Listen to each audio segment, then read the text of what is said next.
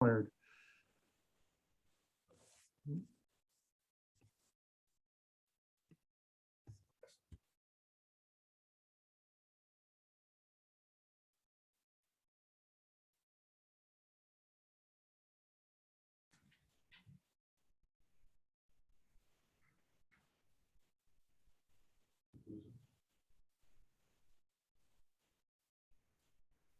Mr. Chavone, have we lost you?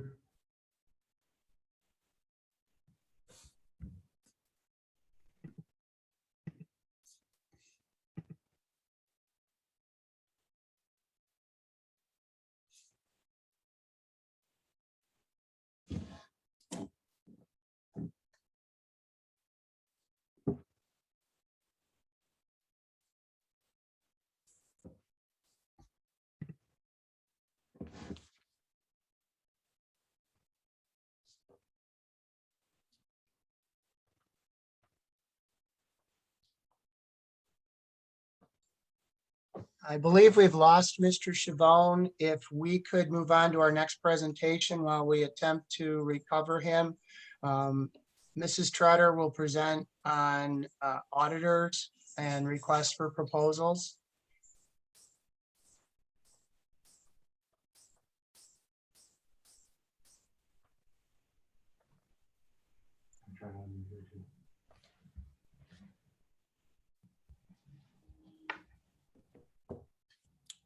We're just having a little technical difficulty, Mr. Grant. We're working on unmuting Mrs. Trotter. I just unmuted myself, which I probably don't have rights to do, but it worked. So, That worked. Thank you. okay. Well, good evening, everyone. A brief presentation tonight. I wanted to let the board know, and just a reminder for those community members who are attending, we do have an audit committee. It's composed of the full 7-member board. So every 5 years, we are required to RFP for internal and external auditors. And I sent to the board ahead of time draft documents, 1 RFP for external auditors and 1 RFP for internal auditors. And I also sent to them the list of firms that we sent those RFPs to, along with the responses that we had obtained. So really a brief conversation tonight to just touch base with the board to find out if they had any questions on the actual RFP documents, and or were there other firms that they wished to include in the mailings that we send out that will likely be going out the end of next week or the following week with an RFP return date of December 3rd. That gives the firms time to prepare their responses. We'll review them together in December and hope to appoint both internal and external auditors before the end of December. Any questions or additional firms you'd like to add? No. Okay. Okay. Anyone else? Awesome. Okay, then I will finalize the RFP documents. They will be going out, as I said, toward the end of next week or the beginning of the following week. And I'll secure all of the responses. I'll summarize them for you. I'll bring them to you and we can review them together and make our selection and move forward with the resolution before the end of the year. Great, thank you. Thank you, Mrs. Trotter. Next on our agenda is Mr. McCabe's superintendent report. Before Mr. McCabe presents his report, I'd like to apologize to the community for the short notice provided in switching this meeting to an all virtual format. As Mr. McCabe will detail, the rapidly evolving levels of positive COVID cases and students in quarantine in the district were the driving factor in this decision. There will be no public comment period tonight, but we encourage the community to share their comments and concerns in writing with Mr. McCabe and the rest of the board. We are developing a process to allow for written comments to the community in advance of future meetings if they are held virtually. I also, though, before we turn it over to Mr. McCabe, I see Mr. Chavone is back. Shall we move back into his presentation, please?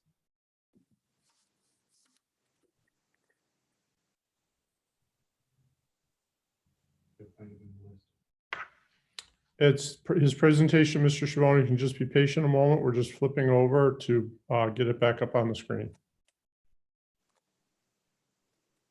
Thank you.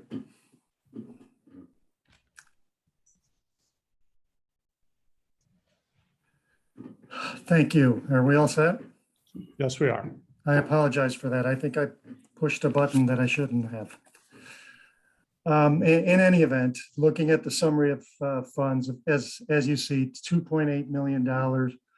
You have items designated for next year that actually helps balance the budget going into 2022. Other purposes are really just encumbrances.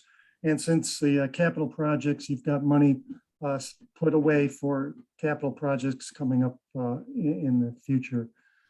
Debt service, which you actually created this fund this year. You hadn't had it in previous years. There have been some transfers of dollars, and I'll show that to you a little bit later. Capital projects funds are negative.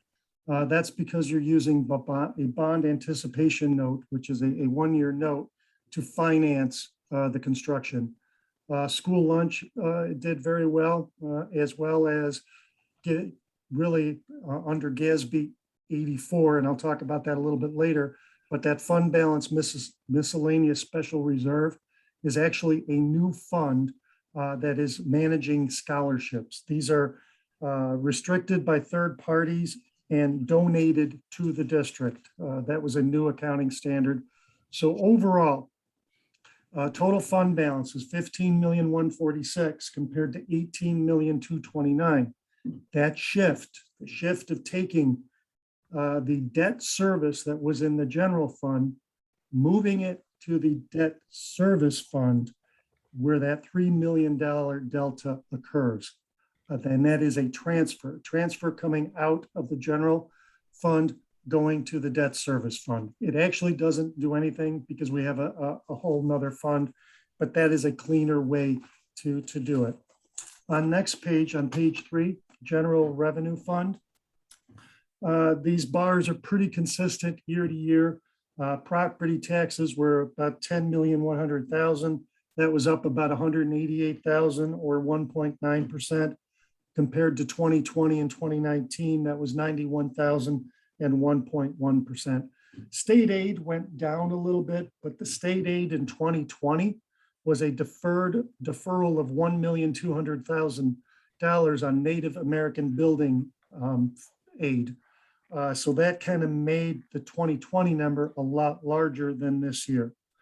And there were some changes in the federal government where there was supposed to be New York State money, but at the last hour of June of last year, New York State switched with federal monies. So you got federal monies that were supposed to be state monies.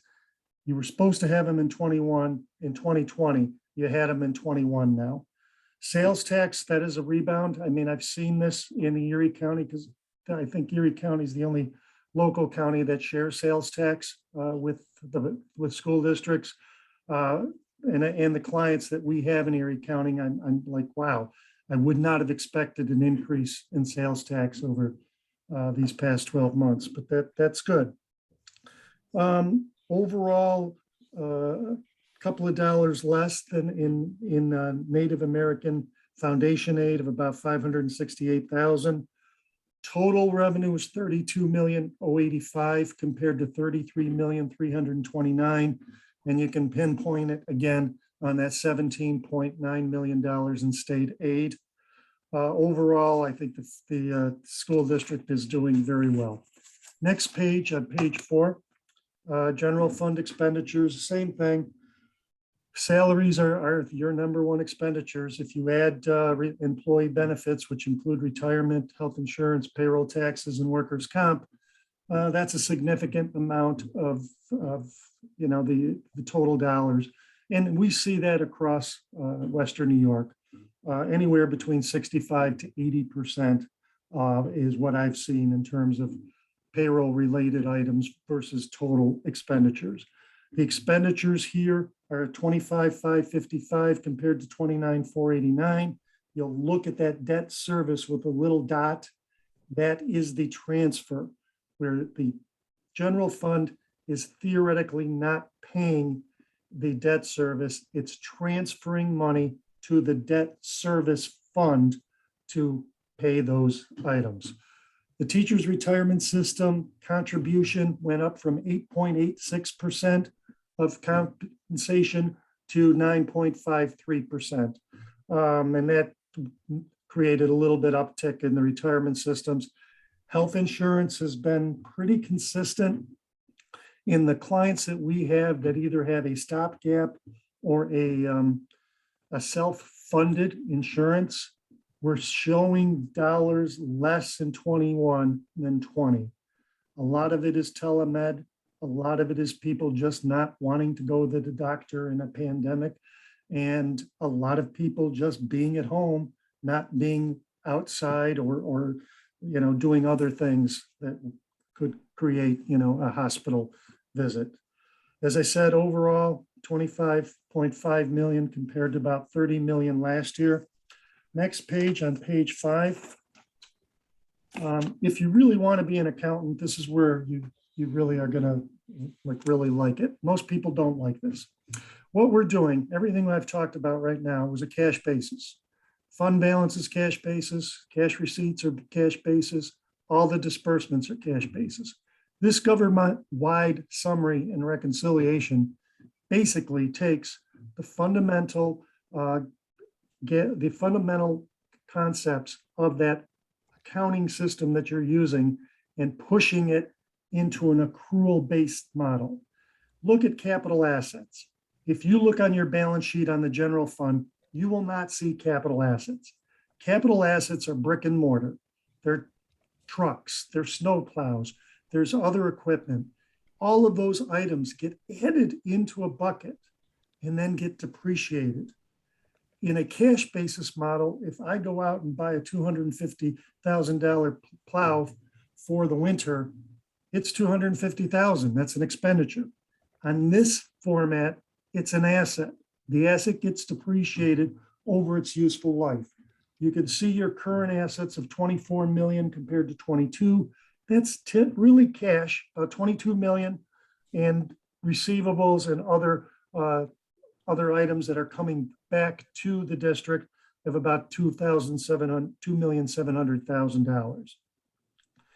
Long-term liabilities are really that. They're just the debt that you have on your balance sheet, including compensated absences and other items.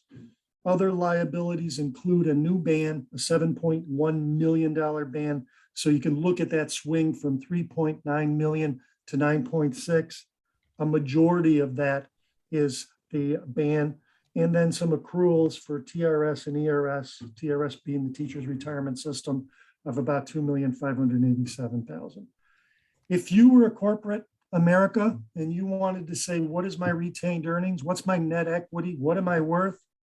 Net position, $51,600,000 compared to $48,746,000. That would be income, revenue of $2,877,000. The chart on the bottom, I'm not going to belabor it for you because it is a little bit overboard, but it really just takes that cash basis model where in the governmental funds, you had a deficit of 3,430,000, but in an accrual-based accounting, you have net income of 2,877,000. Page 6, please. This communication with those charged with governance is actually, it's not something I made up. It's an auditing standard that we have to abide by. This thing goes back many, many years ago, but the concept was that the auditors were not actually engaged in talking to the Board of Educations or the CEOs or the company people. So we had to create this, and these are things that we have to go through each and every audit. GASB 84, I've talked about it a couple of times. We've spent a few years educating and making sure that we have done this correctly. Here we have 3 buckets. One bucket, you had a kind of a health insurance HSA, HRA combination. It's IRS code section 105H, where you can put some money. That money was in the trust and agency fund last year. The trust and agency fund no longer is here. That money is now moved to the general fund. It created equity and it's in cash of $140,000. The other one I already mentioned, the miscellaneous special revenue fund, those are scholarships. That was $206,000 that was moved out of trust and agency. And what was left in the fiduciary fund are the extra classroom activities of the students, which I mentioned earlier, that number was about $69,000. That was all of GASB 84. The accounting estimates that you use, the more significant ones, according to other post-employment benefits and pension positions, those all come out of Albany, ERS, TRS. We get those numbers from the auditors that do all that math, and then we put that in the financial statement for you. The change in accounting principle, again, goes right back to GASB 84. If you wanted to take a look at a few footnotes, I would look at footnote 8, footnote 9, and they're way back in the financial statements, and then footnote 10, which is probably 4 pages in and of itself on OPEB. There were no difficulties encountered in performing the audit. We had no material misstatements. Anything we asked, we got. We've got you have a great person to work with, and it's easy to work with you guys. The management representation letter, I'll get that out, and that's when we can close everything up. There were no consultations with other CPA firms and no other findings or issues.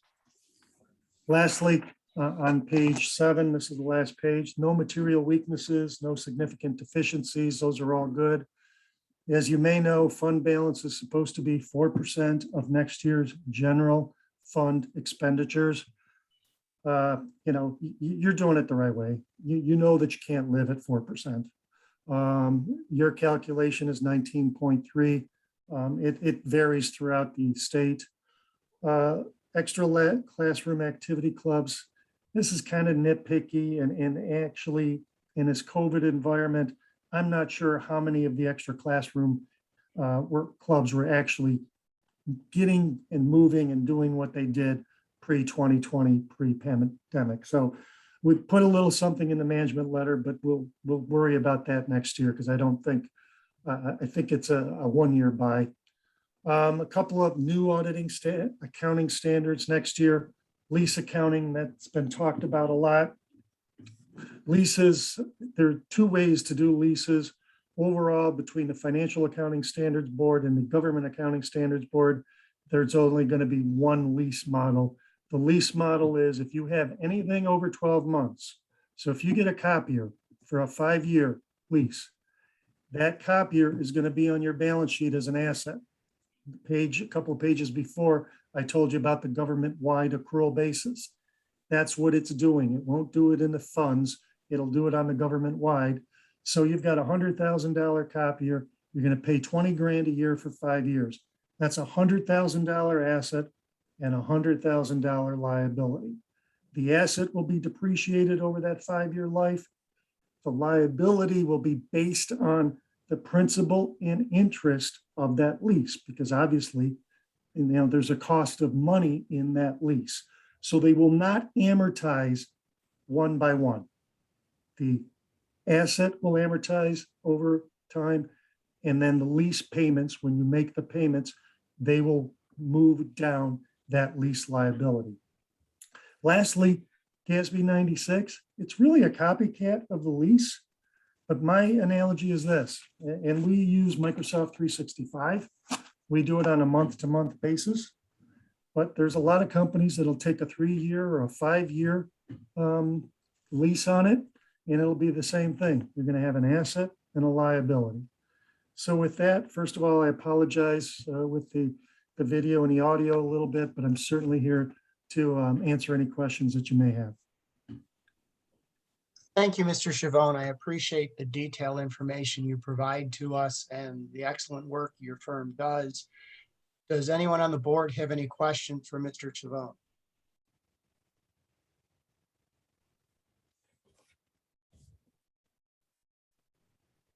Thanks, John. Jim, thank you, and Cindy, thank you. Appreciate it. All right, moving Take on with care, the agenda. everyone. Thanks, John. Bye. Mr. McCabe, your superintendent's report, please. Certainly. Good evening, everyone. I'd also like to extend my thanks to Mr. Chavone and Mrs. Cutter for their reports, and also extend my appreciation to the entire business department for their work with the auditors. I'm hearing a little feedback, so I'm going to mute myself. Okay.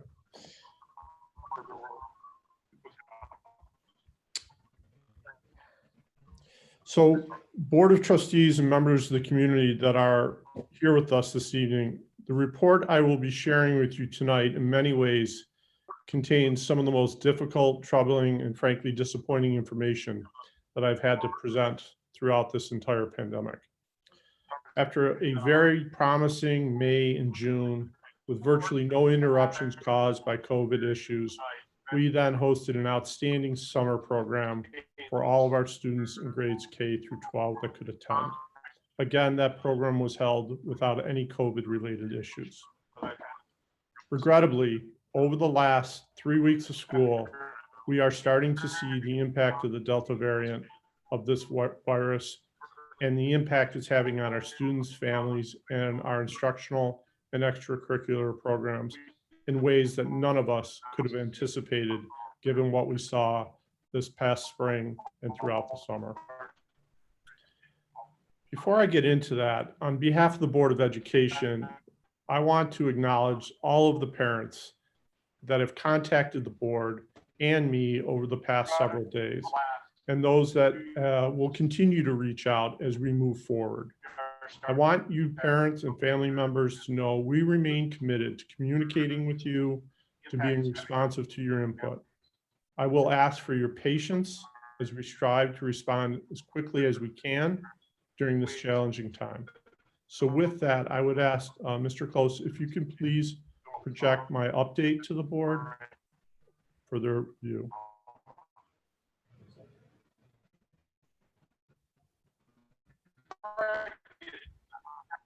I want to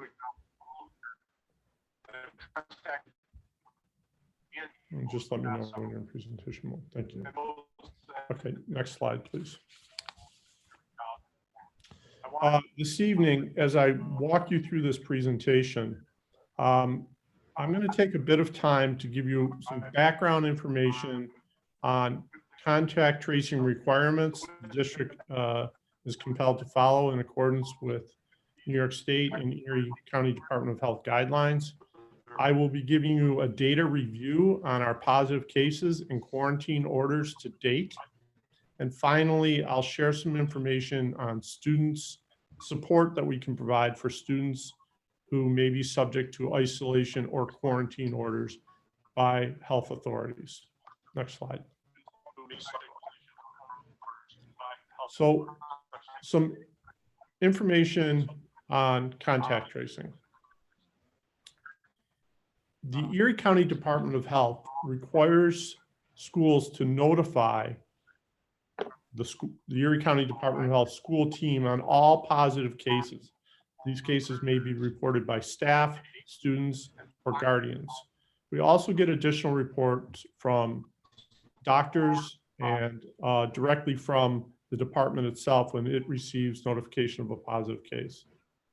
From there, the school is required to prepare a list of all close contacts in the following areas. So, positive case, we identify who's close contacted with in the classroom, on the school bus, in the cafeteria, if the child participated in athletics, and or if the child was in any other extracurricular activities. It is important to note that this contact tracing across all of those different settings can have a compounding effect. So let's use the example of a positive student in a classroom. There may or may not be close contacts there, but that same child, then another contact tracing report is done on the bus. That same child, another contact tracing report must be done in the cafeteria and again in athletics. But the point of the matter is it has a compounding effect. we have to add the close contacts for every area that individual may have traveled. Next slide. So some information on contact tracing across a few of these areas. In the classroom, unvaccinated students within 3 feet of a positive case for a cumulative of 15 minutes or more over 24-hour time period, the case was infectious, will be quarantined regardless of masks if masks were worn. The way our classrooms are currently set up, our students are seated more than 3 feet apart. So oftentimes the contact tracing in a classroom is typically fairly small.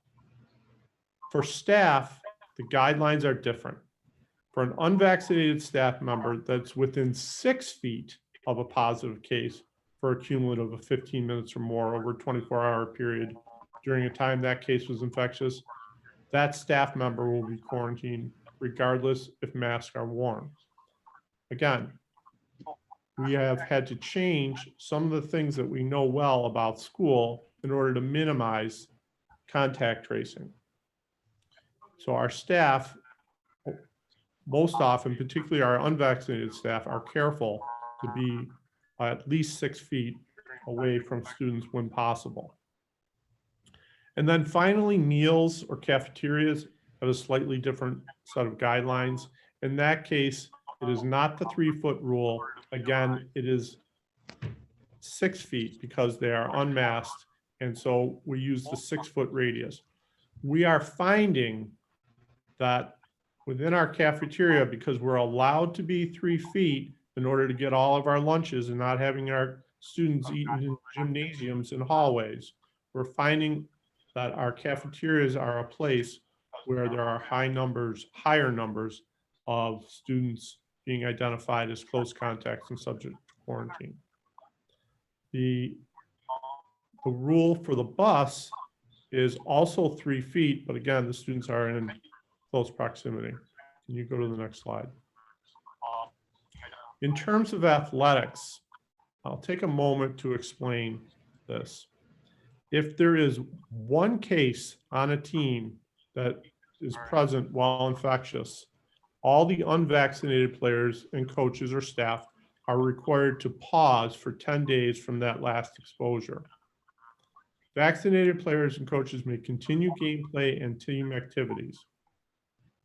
Those students that are not subject to the contact tracing can continue in school.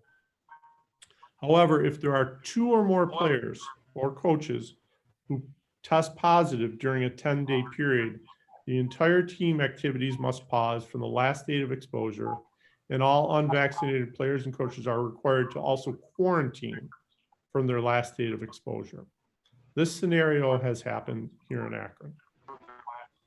And the last bit of information on this slide is if a school or district shifts to a full virtual learning model because of the number of COVID-19 cases in a building or district, all youth sports associated with the school are required to stop for the duration of the virtual learning period. Next slide.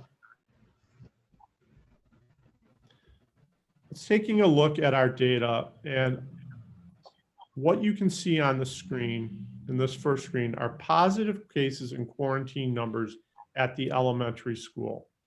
The chart on the left, and I recognize it's small, shows the dates that we've been present in school. They are shrunk to capture that information. Thus far, over the first 11 days of school, and some of these numbers have actually changed today, we've had 6 positive cases in the elementary school. And you can see those are in blue. The very large orange bar represents the quarantine through close contact. That's 42 students.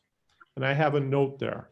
Because there were 2 cases in the same room, that resulted in 21 elementary students, that entire classroom, being subject to a quarantine order. Next slide. This is the screen of the middle school. To date, there are 2 positive cases in the middle school, resulting in 12 students being required to quarantine. Again, these quarantines are most often the result of either the lunchroom, the bus, or extracurricular. There may be a case in there of classroom, but typically that's the smaller number. Next slide. Our high school has seen the most dramatic number of cases. In particular, if you look at the bar graph on the left, you can see essentially from September 15th through the 21st, how exponentially these numbers have risen. And I'm going to take a little bit of time to further explain this data. As of today, there are now 17 positive cases in the high school. The bar graph doesn't quite add up. The blue doesn't quite add up to 17. I believe it adds up to 15. That's because 2 more cases came in when I finished creating this graph mid-afternoon. The number of students required to quarantine is 55, but I must make a note that number has also increased exponentially today. I have a note here that because there were 2 cases in the same extracurricular program, that program resulted in 26 quarantine orders just from that program. I have a final note here on the bottom right that the data on the graph does not include 13 high school classes and the 154 students in them in which there were 2 or more cases. So I made the note about the extracurricular program. It's one of our athletic programs. That one athletic program resulted in 26 quarantine orders. I had a conversation with the Commissioner of Health today. They're aware of Akron numbers because they are reported to them. We were informed that we now have 13 high school classrooms, many of them study halls, 4 of them, in fact, are study halls that can hold 40, 45 or more students. We'll use the cafeteria or the auditorium. We've been instructed by the Department of Health that those classrooms with multiple cases, those students are now subject to quarantine orders. So that is not represented in this graph. So we're talking about an additional 154 students. Next slide, please. So over the first 12 days of school, and here's a caveat, today is our 13th day. The slide is about the first 12 days up until yesterday. We had a total of 24 positive cases in the district. As of today, we are up to 27 positive cases. We know of, and these are student cases, we know of 2 positive staff cases, and we know of at least 3 additional staff members that are currently symptomatic and awaiting their test result. So that's why I have 2 to 5. We don't know the number. We have 2 confirmed. It could go as high as 5 when they get their test results. As of yesterday, there were 108 quarantine orders. You may have seen this evening's news where that has been reported. Next slide. Now take in consideration what I shared previously, that if there are 2 or more cases in an area, the Erie County Department of Health requirement is that entire classroom, all the students in it are subject to quarantine.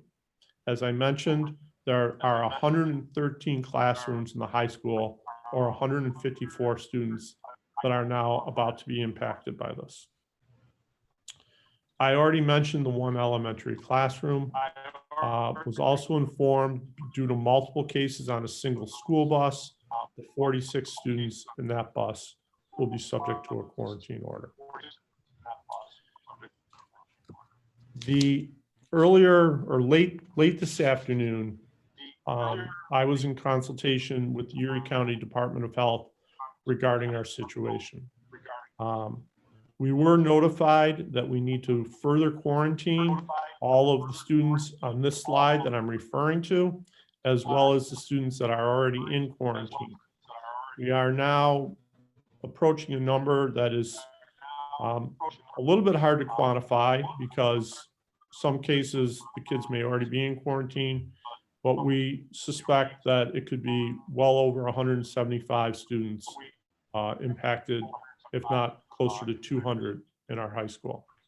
The county has recommended to us that we're mandated to quarantine, but they've also recommended to us that the high school pivot to a virtual learning format.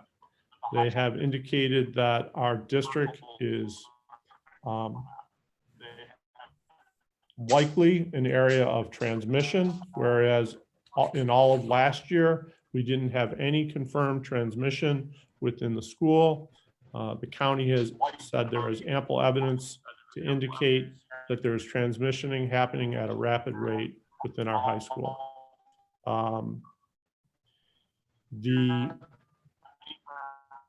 When you consider some of the numbers I've shared with you, we are approaching approximately 40 to 50% of our high school being subject to quarantine orders.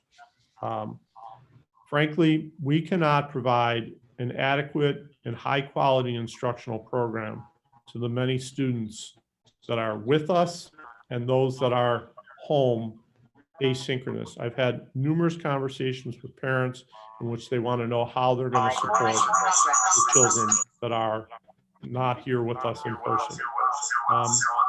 We have a plan in place to do that, but certainly not at this level, not when you're talking 40, approaching 50% of the entire high school.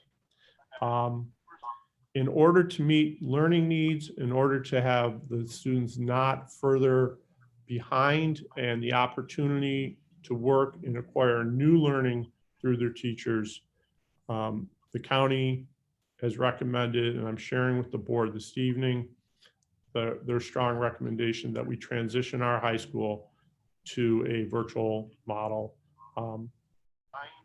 to allow for further cleaning and disinfection of the building and to stop the viral spread of the Delta variant. We simply can't afford our students to go home and be provided with asynchronous material without the daily instruction. I have a letter from the Department of Health that I received this afternoon indicating of the evidence of the viral spread that I mentioned. In this letter that I can read a portion to the board, their recommendation is that the Akron Central School District has 29 reported cases of COVID-19 since school has resumed. The high school has a reported 17 cases of COVID-19 within the last 10 days. The cases have affected multiple classrooms across the high school. There's evidence of COVID-19 transmission in the school setting. There's evidence of COVID-19 transmission in extracurricular programming offered by the school. They finally, point 6, there are several pending COVID-19 test results of symptomatic people in addition to the figures provided above. The above factors can lead to further COVID-19 cases in the school. In order to reduce the risk of additional cases and transmission, the Erie County Department of Health is recommending a closure and disinfection of the schools. Before I go on to additional slides, does the board have questions about any of that information? Mr. McCabe, it's Mr. Massey, can you hear me? I cannot hear Mr. Massey, no, but I'm also muted. Mr. Massey, can you try again? Hello, can you hear me? Yes, I can hear you now. Quick question about the quarantining of students in the classroom. Do we go by, is it Erie County Department of Health or New York State Department of Health? We are required to go by, the county has jurisdiction over the district. Okay. Thank you. Mr. McCabe, Heather Kay, can you tell us the dates that we would be moving to a fully virtual model? Absolutely, I can. what we would propose to do, Mrs. KA, is allow our teachers an opportunity and our students an opportunity to return to school, our high school students, to return to school tomorrow, to have a regular day of instruction, recognizing that does present some risk for further spread. However, we don't want to go so fast that we compromise any virtual learning that we can afford to them. So in this case, the students would come in for a regular day of instruction. They'd have the opportunity to meet with their teacher, to get a sense of some of the learning expectations moving forward in a virtual format, to gather all of their instructional materials, making sure that they have their Chromebooks and their chargers and related items. Then on Friday of this week, we would, again, the elementary and middle school would not be impacted by this. On Friday of this week, I would call for a superintendent conference day at the high school only. That would allow our high school teachers an opportunity to further develop all of their virtual lessons, to set up their various Google classrooms. Again, it's very early in the year. Some of these things, take time to create. So a day of preparation and planning on this coming Friday. We would then pivot to a temporary virtual learning format at the high school on September 27th for 10 days as recommended by the county, and then return to school on October 4th for in-person learning. During that time, we would be doing, obviously, as I said, a deep clean and disinfection of the high school, allowing for some physical distancing of students to further mitigate the spread of the virus. We would also need to carefully monitor our elementary and middle school to see if there are any changes there, and if any necessary preventative measures would need to be in place. We would also use that time to examine some of our current practices. Those would include, is there a way to further socially distance students in the cafeteria and study halls? One of the things that I failed to mention, 4 of those 13 classrooms are study halls. And while I did mention that study halls can be 40 children or more, they are also multi-grade level. So you could have children, freshmen through seniors, in the same study hall. So that's where you get the impact that this has across the district. When I say 154 students across 13 classrooms, you also have to factor in the kids that are already in quarantine now, plus the bus. So that's where we get to close to that 200 level. But Mrs. KA, to your immediate question, the first day of virtual would be Monday, September 27th, with an anticipated return of October 4th. We recognize that is homecoming week. I've had some preliminary conversations with the high school principal. We would transition homecoming to October 8th, the week of October 18th to the 22nd. That Friday, the 22nd, is our last home football game. And so we feel like we can still provide all of the traditional homecoming programming to the kids and still have our homecoming game if we were to go with that week for homecoming. Mr. McCabe? Yes. It's Mr. Massey again. How does this affect athletics in the high school? As I shared in the previous slide, if a building or district is fully virtual, all interscholastic sports are on pause until they resume. So they would need to, we would need to work with our athletic director and the league to reschedule as many games that we possibly could. Thank you.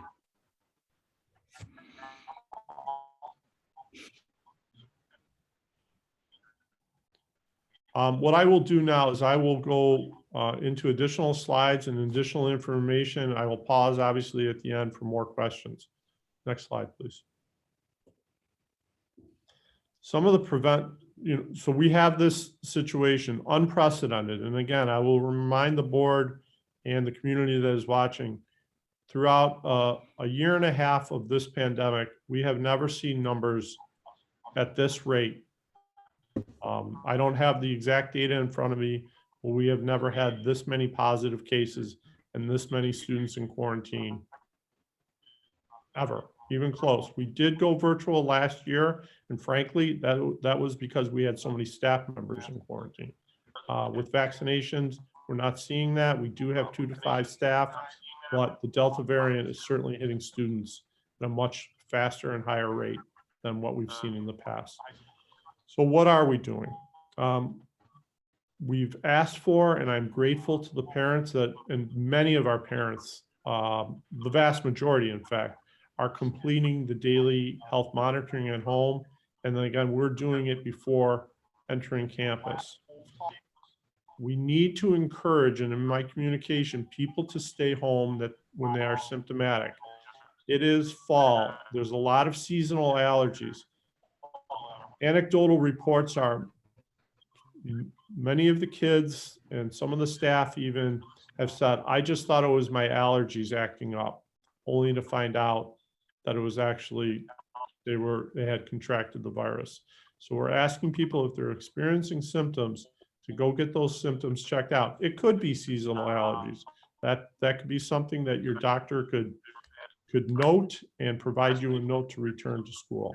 If not, get a PCR test and verify that you're not positive. We are continuing to employ all our mitigating measures. Again, our HVAC system, as the board is well aware, has been improved. The air handling units are new, the filters are new. We're engaging in additional cleaning and disinfecting of all areas that have been, where we've been notified of positive cases. Our social distancing is working well in the classroom. It's the contact tracing that is really getting us again in cafeteria, bus, and extracurriculars. Routine hand washing, we have the use of masks. The children have been great about wearing their masks, really no complaints. We have hand sanitizer readily available throughout the campus. We are, as I mentioned, exploring ways to increase social distancing in the cafeteria. It will require some rescheduling and potentially moving people out of gymnasiums or into gymnasiums for meals. Next slide. Supports for students. If an entire classroom, this is the entire classroom scenario, or in this case, the entire high school scenario, that we would have our teachers provide synchronous instruction using some of the platforms you're familiar with. Seesaw is elementary, Google Classroom and Schoology are the more common at the secondary level, as well as other platforms that the children are familiar with, things like IXL and other software-based learning platforms in order to teach them. When we have just individuals or smaller groups of students that are subject to quarantine, such as the case at the elementary level and at the middle school level, the teachers intend to provide those students with asynchronous materials and instructions and instructional packets, Seesaw, Google Classroom, Schoology, as well as other platforms identify the teacher. Then in addition to that, teachers, teachers' assistants, student support will contact the students on a regular basis to support them and identify any of the needs students may have during their period of quarantine. We have our 9th period available to us, and we actually, next slide, please. I can go into that. We've developed some ways for tutoring of students. Again, these are more of the singletons or small groups for remote tutoring. We have the current 9th period, but we're also created a model for after school hours. These after school hours may be the classroom teacher or other staff members that are identified by the building principal. What they will do is they will work with the kids to clarify assignments, answer questions, reinforce learning concepts that were covered during their time in quarantine. How this would happen, the classroom teacher or the student support team will communicate those opportunities, time, and schedule to parents and to students for remote learning.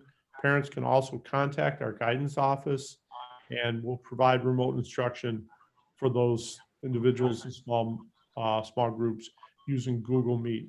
Most of our children are very familiar with this. They've used that platform and that model in the past. So I'd like to pause again for additional questions from the board. Mr. McCabe, before there are any additional questions from the board, it's my understanding that a number of the community members are raising their hand, and I know they have questions. Again, we don't have an opportunity for public comment or question and answer tonight. If you have specific questions, please contact Mr. McCabe and the building administrator tomorrow. I understand this is a lot of information and a lot of news that raises significant questions. And thank you, Mr. Grant. And from the screen view I have to those community members, I apologize. I cannot see in the Zoom meeting all the hands raised. I did not see those.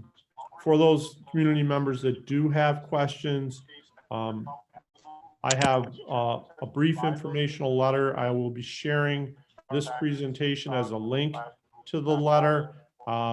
Again, I would just caution everyone that this is an evolving situation and that the data is always subject to change.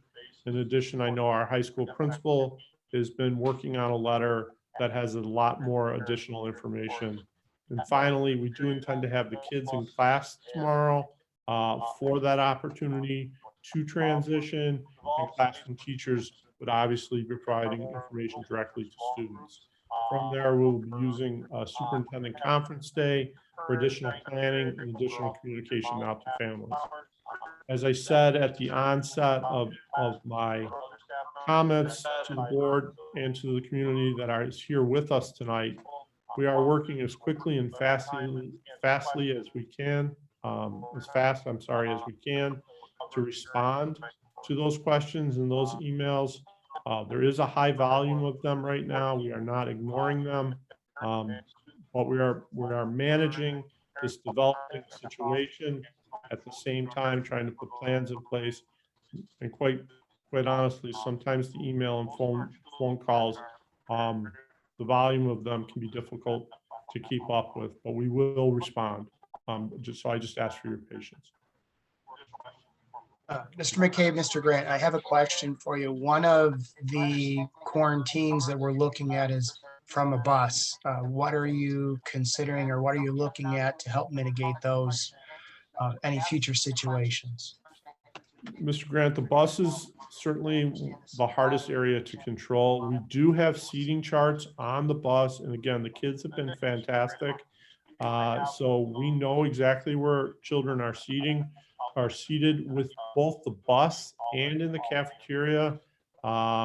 We rely sometimes on video because we don't want to inappropriately contact trace a child. So sometimes we'll use the bus video to verify who was next to the positive case. But we don't have enough bus drivers or enough time to do multiple runs at this time. We do have a significant number of our parents choosing to transport, and I know that those parents that are doing that are dealing with traffic jams during arrival and pickup, but that does certainly help mitigate the spread. I can't say, Mr. Grant and members of the board, whether or not the county, and I guess I'm anticipating this could be a question, will the county change any of these quarantine guidelines or contact tracing requirements placed on the district? I don't know. I have certainly asked the county when we look at things like large areas for study hall, cafeterias, and auditoriums, can that be factored into the equation? When we look at our instructional periods are only 42 minutes or 41 minutes in duration, can that be factored into the equation? And at this point, they're not willing to consider those suggestions.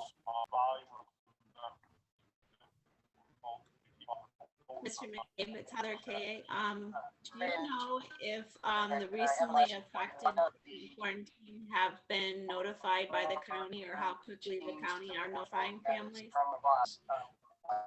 Mrs. K's question, in case you couldn't hear it, was, am I aware as to whether or not the county is notifying families that are subject to quarantine during close contact, and how that process is happening? Mrs. K, when speaking to the county today, I know that they are behind and they are struggling to manage the number of close contacts. Akron at this point is a bit of an anomaly. We have higher positive cases than some of our neighboring districts. And they've told me they've prioritized Akron because of the evidence of school-based spread. Often what is happening, in order to get the information to families as quickly as possible, our school nurse and our administrators have been doing some of the calling, because we know it could be 24 to 48 hours for the county to do it. I don't get notified, Mrs. K, if the county has called a family, so it's difficult to know how quickly they're getting back to them. So I have to give a lot of credit to our school nurse who has been working over the weekend and late into the evening, trying to contact families as quickly as possible. Thank you.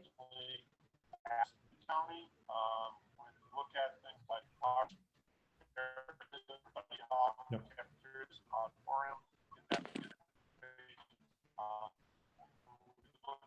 Are there any further questions on that information?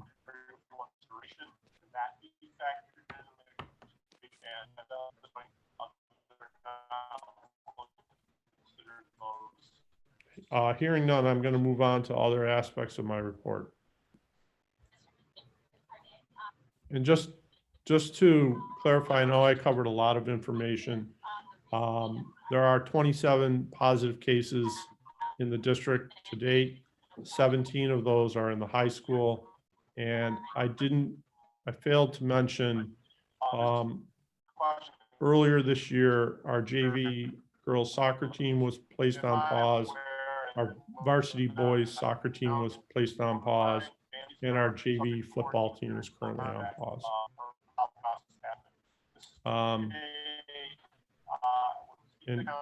Adam, could you just check the mute, just because I'm getting a lot of feedback? Okay. Other information for the board to share. Overnight trips. Last Wednesday, I attended a meeting of the Akron Music Parents, also called AMP. We discussed the logistics and some of the inherent risk of a proposed trip to Florida in light of challenges presented by the pandemic.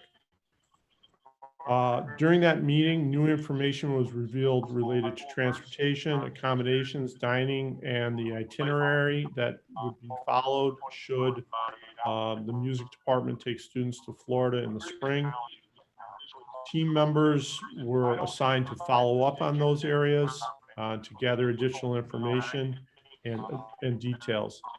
A great deal of the discussion focused on potential risk of cancellation due to increased infection rates in Florida and possible financial loss for any individual students should they be unable to attend for a COVID-related reason. At the end of that meeting, by the end of that meeting, the team agreed that it was important to provide some additional information to parents, but most notably to ask parents to complete a survey so that we can have a clear understanding of what the participation rate would be. The survey was, my understanding, should have gone out. It's going out this week. It will be due next week. And then AMP will take some time to review the results of the survey and determine what next steps will be. So I can update the board. I know we have AMP president on the board, and we can update you as to what parents' feelings were and any additional information we gathered. There was a proposed trip by our foreign language department to go to New York City. as the board is aware, including the New York State School Board Conference in New York, was recently canceled as an in-person meeting and switched to virtual. So we're looking into that. Mr. Polkowski, did you have a question? Yeah, let me ask that for Mr. Polkowski, because I understand he's having some technical difficulties. His question is how does the high school pause affect special ed students and Harkness students? So thank you, Mr. Polkowski, for the question. As it relates to students that are attending BOCE's programming, I am going to be in contact with BOCE's tomorrow. My feeling, I'm sorry, I just have to turn this down. My feeling is that because those students are most likely, and I will verify that they are not close contacts, they are also most likely not in any of these impacted classrooms that I'm referring to. So in other words, because they attended the BOCE's program, they wouldn't be subject to any quarantine order, nor are they likely exposed. Therefore, they should still be able to participate, and we would still provide their transportation to attend those programs. I am going to work with Mr. Dimitrov tomorrow. We had a preliminary discussion on that today, but our intent would be to continue to transport those students because they should not have been impacted. Does that satisfy your question? Okay. And again, if there's other questions, I apologize for some of the technical difficulties here. In regard to the elementary open house, as has been, I think, gone into great detail this evening, over the past several days, the elementary school experienced 7 confirmed cases of COVID-19 and has seen far more students placed in quarantine in accordance with the Erie County Department of Health requirement. The decision to postpone the open house has been made, again, out of an abundance of caution and in keeping with our commitment to do all we can to maintain in-person learning at the elementary level. We apologize to parents for the short notice and the inconvenience. The thought of bringing close to 1,000 families into the elementary school during this period, we're seeing more and more cases here in our district, just didn't appear logical or prudent given our current situation. Mr. Esposito, Mrs. Koss are working with their staff on a date to offer that open house in the future. We'll make a determination as to whether or not it will be in person or virtual. But we know that's a valuable opportunity for families to meet the teacher, and so we're looking to do that as quickly possible. A final thing for my report this evening, just an update on our employee testing requirement. We have communicated with employees how to access free COVID-19 testing for those individuals that are required to show proof of a negative weekly COVID-19 test. They're required to do that by 10 o'clock each Friday morning so that they are cleared to report to work the following Monday. This coming Friday is the first day. We understand that this is new. We're going to work with our employees to help them navigate the situation. It's through no fault of their own that they are subject to this, and the district intends to support them wherever possible. We continue to explore opportunities to offer COVID-19 testing to meet this mandate in school. We're working with an outside party. There are many logistical things as well as legal things to take into consideration, but we are continuing to work on that as a potential option for our employees. A final thing is the screening and proximal testing. We have information that we're prepared to share with the community. Again, we are still just waiting for some confirmation information from Erie County Department of Health. So that concludes the informational update I have for the board this evening. If there are questions from the board, be happy to take the additional questions.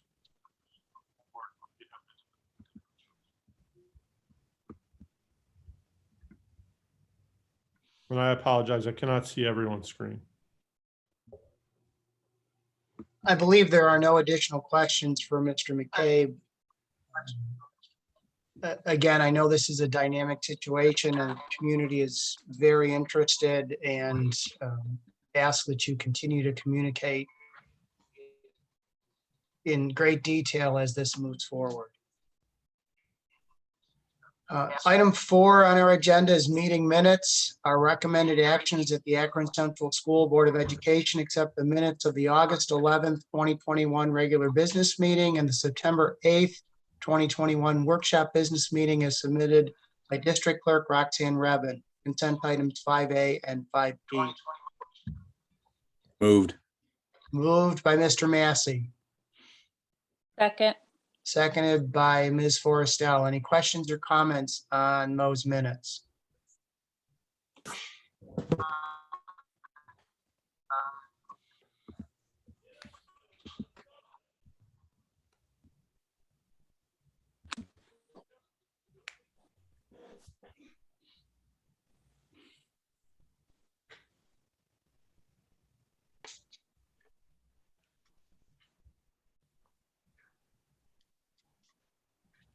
Motion carried. Thank you, Mrs. Redmond. Item 5, instructional appointment. Allison Knapp, school psychologist.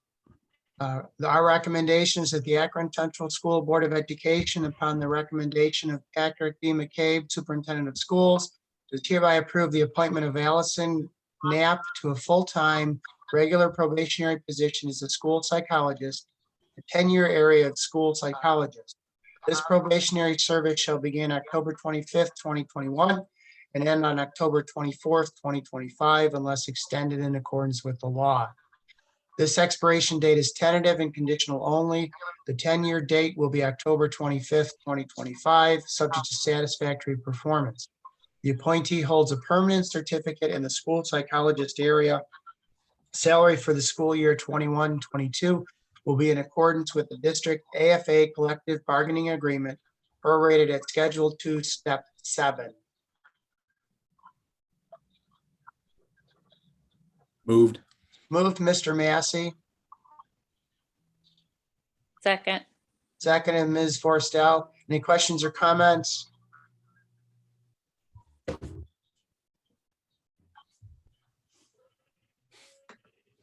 Moved.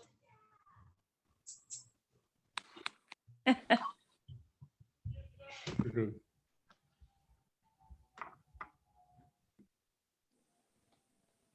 Motion carried. Thank you. Item 6, instructional appointment. This is an individual motion. Kaylin Reagan, teacher assistant. Our recommendation is that the Akron Central School Board of Education, upon the recommendation of Patrick D. McCabe, Superintendent of Schools, does hereby approve the appointment of Kaylin Reagan to a full-time regular probationary period position as a teacher assistant in the 10-year area of teacher assistant. This probationary service shall begin on September 9th, 2021, and end on September 8th, 2025, unless extended in accordance with the law.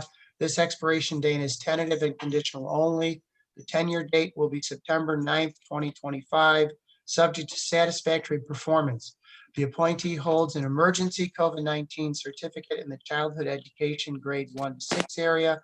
Salary for the school year 21-22 will be in accordance with the district AFA collective bargaining agreement, prorated at 60% of Schedule 2, Step 1. Moved.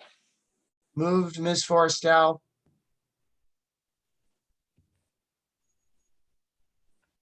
Second. Second, Mrs. Bragg. Questions or comments?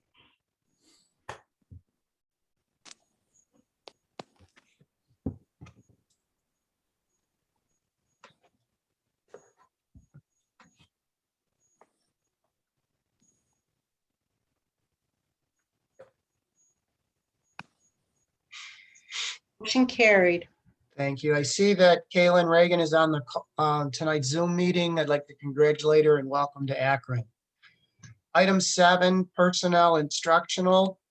Our recommended action is that the Akron Central School Board of Education, upon the recommendation of Patrick D. McCabe, Superintendent of Schools, Does hereby approve instructional items consent 8A to 8E. Moved. Moved, Mr. Massey. Second. Ms. Forrestal, questions or comments?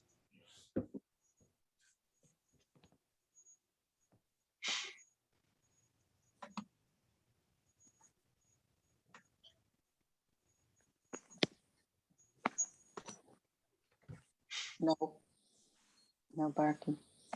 Motion carried.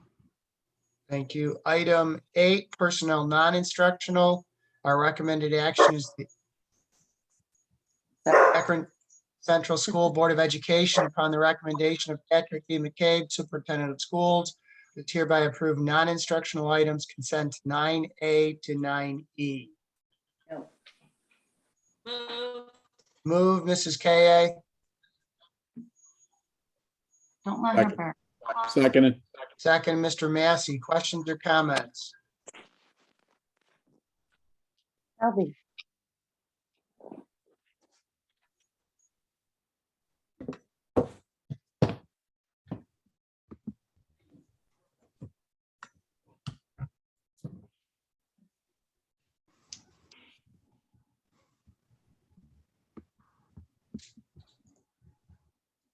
Motion carried.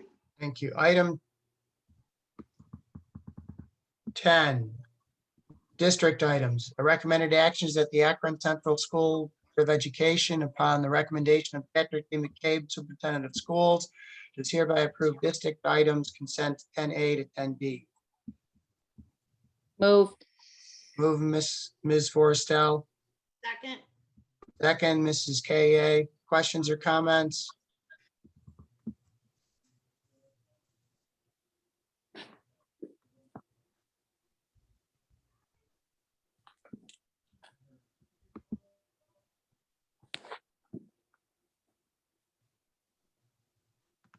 Motion carried. Next item, special education. Our recommended action is that the Akron Central School Board of Education, upon the recommendation of Patrick D. McCabe, Superintendent of Schools, does hereby approve special education items consent 11A and 11B. Moved. Move, Ms. Forrestal. Second. Second, Mrs. Ka. Questions or comments?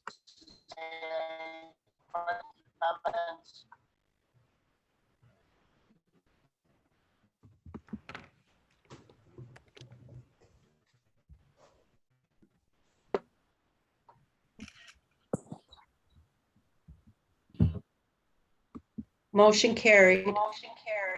School Board correspondence, Thursday, September 30th is the ECASB Legislative Team Meeting, Area 1 BOCES, 6:30 to 8:30. Mr. Polkowski, will you be attending?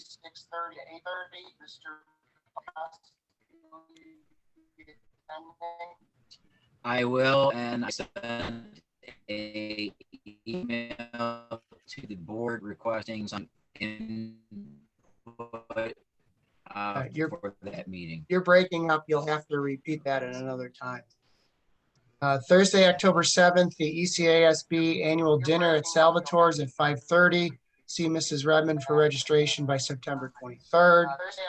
Thursday, October 14th is the ECASB Speedboarding event at Erie One BOCES from 6 to 8:30. See Mrs. Redmond to register. And Thursday, October 21st is a legislative meeting at Erie One BOCES from 6:30 to 8:30.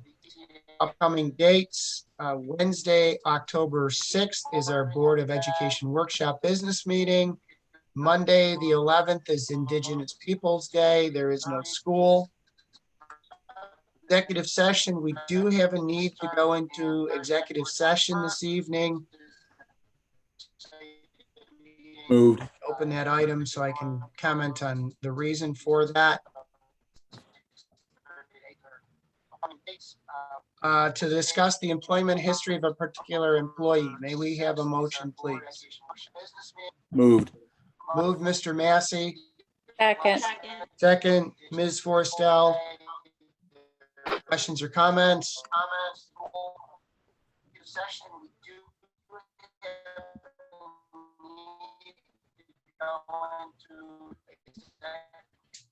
Motion carried. We are in executive session at 8:24 this evening. We do not plan to conduct any business after executive session. So this will end the public portion of our meeting. I wish to thank everyone from the community that attended. And again, apologize for the technical difficulties that we had this evening.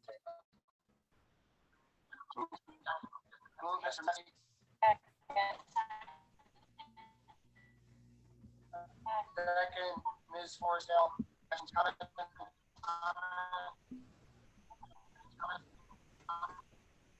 Do not plan to conduct